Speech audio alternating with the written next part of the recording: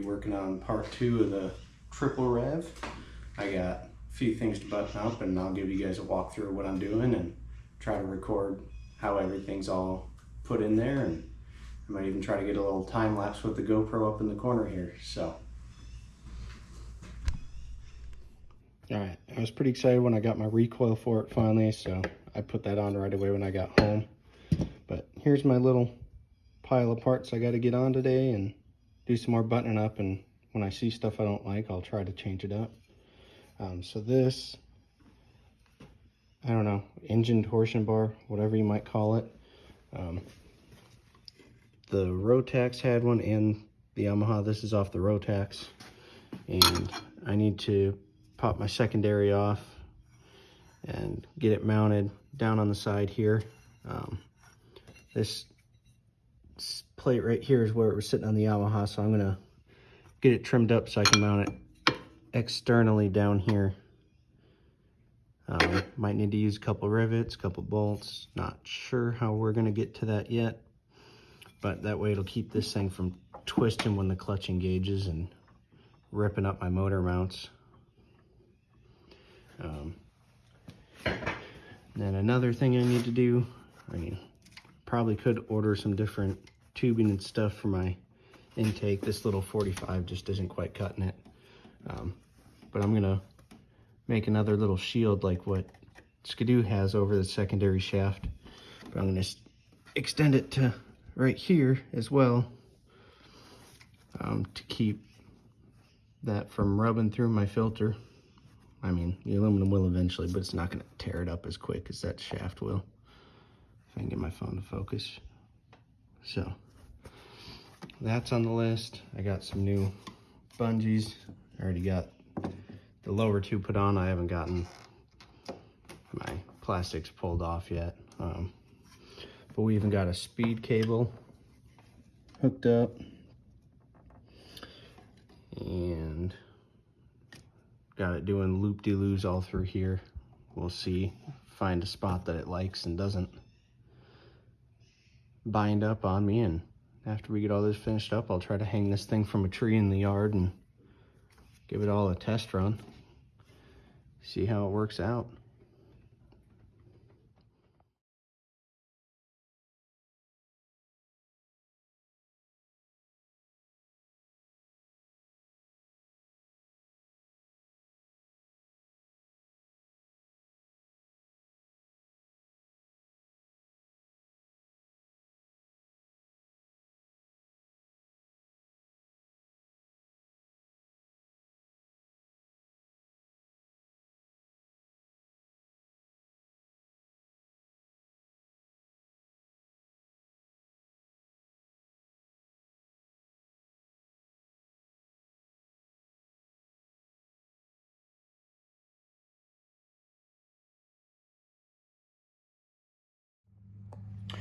All right, it ain't the prettiest.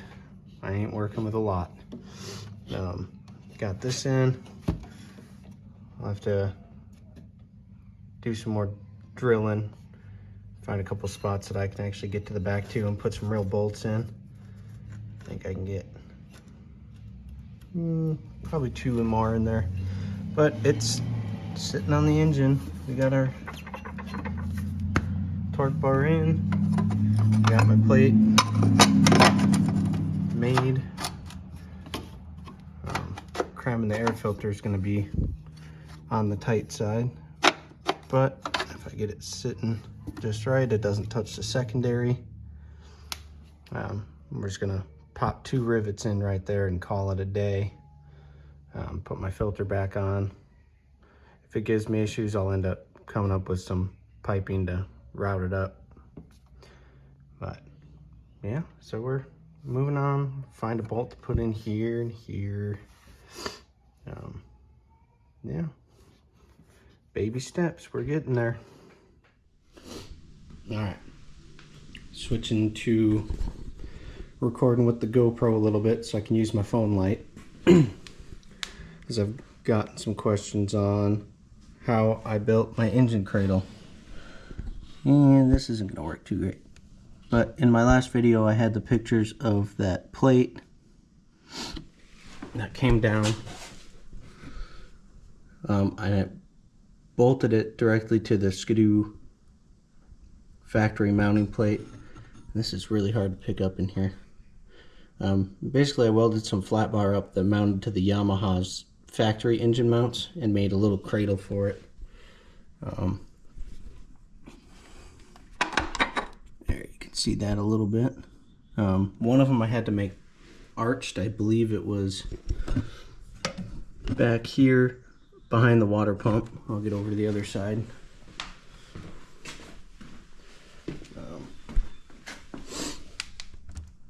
Yeah, this one down in here, I had to arch it to make it clear the water pump. You can almost see it.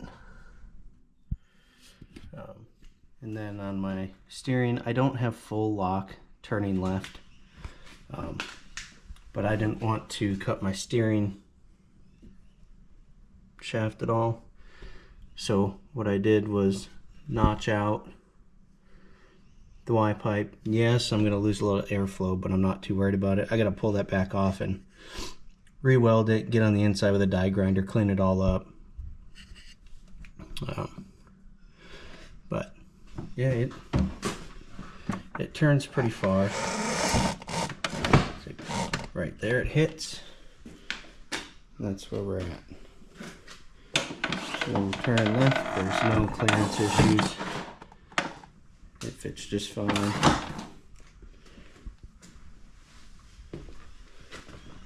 And coming around to this side, I used the factory Yamaha coolant fill. I didn't feel like making the rev jug fit. I got to get some exhaust tubing to extend this up a little bit. I got a clamp just sitting there to keep it from falling down. And figure out some more springs and get this all, you know, locked in place. But I need this to come up just a little bit because we're pushing it on clearance here, and I can't just push my hose down to not touch the exhaust, because then it kinks down in front of the engine and we don't want to lose coolant flow. Got my recoil in. You know, this thing is built with zip ties and super glue. ECM's tied up in here. I'll get some more recording when I pull this guy off to change out my hood bungees. I didn't shorten any of the Yamaha wiring. It's all stuck in place. Need to come up with a new plate to brace the nut on this thing. Chopped a good bit of it out, but it's coming along pretty good. I even have a tether on here. Got my factory gauges. After I get all this stuff buttoned up and we get it outside, I'll be able to show you guys at least the tack working. I'm hoping my speedo works, but I might have to play with cable routing to get there on it. So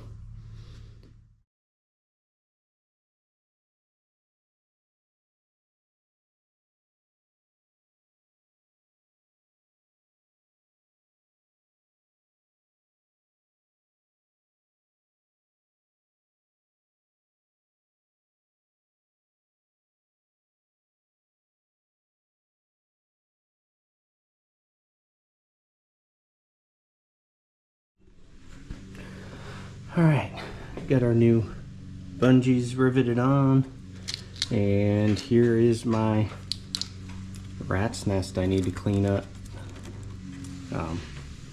Yeah, it's all tucked in. I got my tether wiring, kill switch wiring. Somewhere in here used to be the ignition. I bypassed it. I don't want a key on this thing. Yeah, and then got these grounded out. Here's my speed cable. It's just kind of floating for now. If it does actually work, I will be getting in here and zip tying all this stuff up. So yeah, it's not the prettiest thing out there, but it'll definitely do. So wired up in the back of the gauges. They tucked into this dash real nice. I glued my Yamaha logo right there. This is not connected. There is a warning light for overheating in here, and I'm just gonna hope that that's enough. I might get around to doing a coolant gauge right there. It never worked on the Skidoo either, so it doesn't really make a big difference to me one way or the other. But she's coming along. Alright, it's just about buttoned back up. I did have one person ask me how I align the clutches.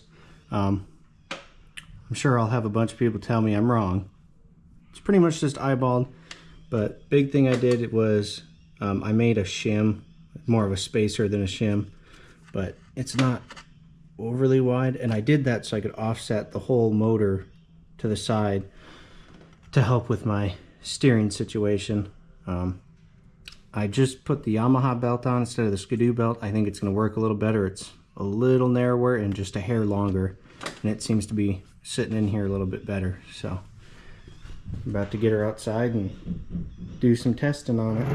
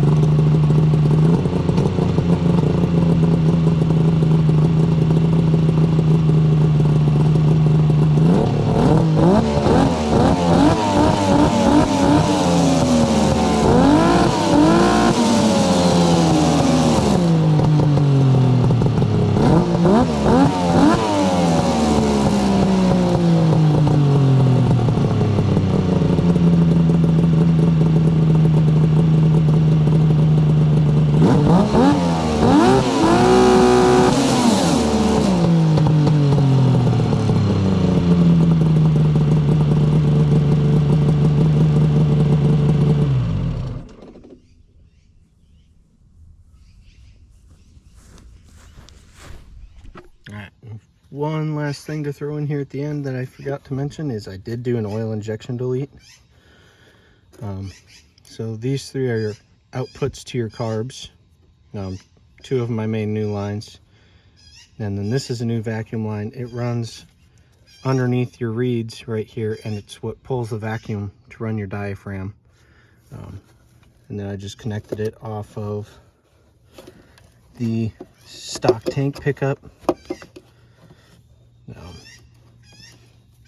And then capped off all the lines coming off the bottom of the motor with vacuum caps and clamps as well. So I still got to play with ratios if it's going to like 32 to 1, 40 to 1. Yeah, that pretty much sums this thing up. Well, I think that about finishes things up for part 2. Yeah, it needs new plugs. Probably gonna have to pull the cars apart, clean it. Bunch of fine tuning stuff. But pretty much everything there is to it. It really wasn't that hard to do, and I'm not working with a lot of tools at home. I got a 1-car garage. So if you guys want to see me do some other crazy swap like this, love messing with motorcycles and dirt bikes, snowmobiles, that kind of thing. Don't play with trucks too much because I don't have the space for it. But if you guys have any questions, feel free to comment, and I'll see about getting back to you and might have an answer for you. But hope you guys liked it.